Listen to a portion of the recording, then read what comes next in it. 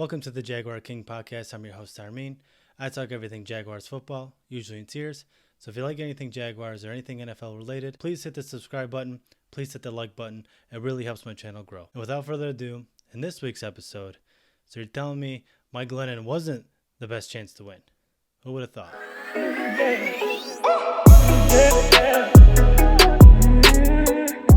This game could not end soon enough.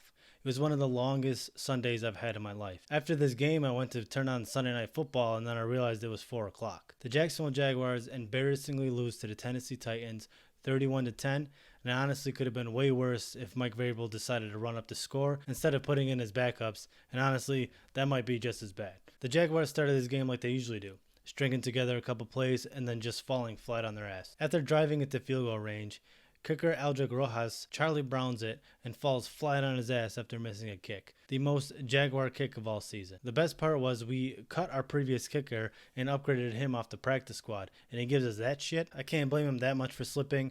Whenever Shad Khan fired Dave Caldwell, apparently he fired the guy who's in charge of the field and just forgot to replace him. Everyone was slipping out there everywhere. The field was all torn up and ripped up. Kind of looked like a pair of jeans from H&M. That first drive and that missed field goal was literally all the Jaguars could do for the first half. Mike Glennon looked awful. He never looked comfortable. He was missing wide receivers left and right. The Titans' plan when they came in was to stop James Robinson and put the ball in Mike Glennon's hands to beat them. And that's going to work 100% of the time, because it's Mike Glennon. Before the first half ended, the Jaguars fans were screaming for the stash to go in, and even the guy who pumps in crowd noise was pumping in some booze in there. But Doug Marrone put in his noise-canceling AirPods to drown out the noise. That was until Mike Glennon threw an awful interception, and he was already wearing sunglasses, and he's like, fuck, I have no other choice but to put in Minshew. And that he did. The stash came in, but it wasn't fully grown. It was honestly more of a stubble than anything. On his first drive, Minshew actually led the Jacksonville Jaguars down the field and scored a touchdown to Keelan Cole. Using his mobilities, using some of that escapability to make plays with his feet and find open receivers, he provided a spark, but ultimately couldn't catch a fire. All the drives stalled in the red zone, and he wasn't able to put up any more points. And all the Jaguars fans who are not sold on Gardner Minshew being the franchise QB, after that game,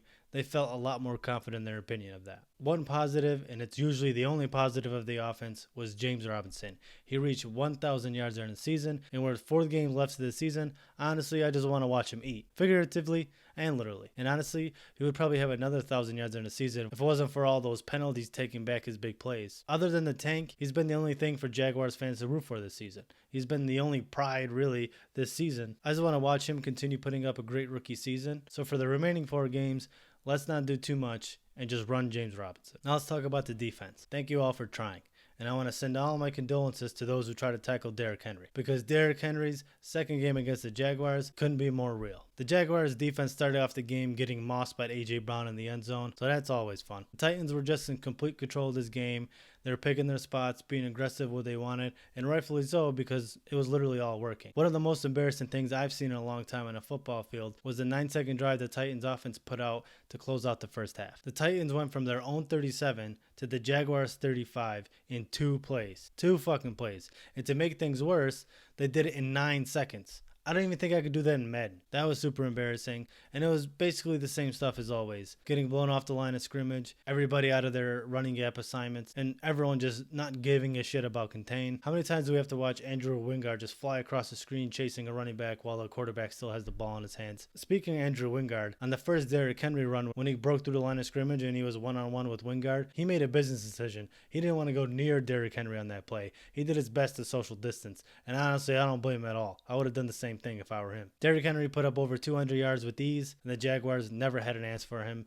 Even in the garbage time when they put in their backup got stuffed. They put in Derrick Henry for 1 play, and he just ripped off a chunk like whatever. The Jaguars defense as of late was starting to gel. They're starting to put pressure on the quarterback, make some plays on defense, create some turnovers. But for this performance, unfortunately, it was back to the Todd Wash special. Honestly, though, I'll give him credit for committing 2 turnovers to keeping the offense in the game in the first half. But obviously the offense couldn't capitalize on that, and then it just went downhill from there. Before I end this podcast, I got a bone to pick with you, Doug Marrone. Before the game, reports came out saying that Doug Marrone could possibly be retained as the Jaguars head coach next year. Whoever came out with this rumor and reported this needs to get punted across the St. John's River. Do you really want a head coach who thinks a giraffe is our best chance to win a game? Do you really want a head coach who retains Todd Wash as a defensive coordinator when he should have been fired 2 years ago? Do you really want a head coach who wears thong sandals with jeans? Look, you can make a case for Doug Marrone to stay. He took a good roster to the AFC Championship game with a bad quarterback.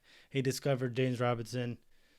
Well, that's about it. And if our new GM interviews candidates and feels like Doug Marrone should be worthy of sticking around, I wouldn't like it at all, but it is what it is. I would assume that GM would know more about football than I do, but I honestly think the Jaguars need a complete fresh start. I think they need to let go of any remaining parts of the Caldwell era, including the Water Boys, whatever it is. Get them all out of the office. Get them all out of the stadium. We need to start fresh for Jaguars fans to finally feel some hope for the future. Thank you all for watching. Let me know what you thought of the game down below. Let me know what you think of Doug Marrone. Do you think he should be our coach next year? Or do you think we should give somebody else a chance? Thank you for all those who have subscribed. Your support means a lot to me. Don't forget to hit the like button. And I'll see you all for next week's preview.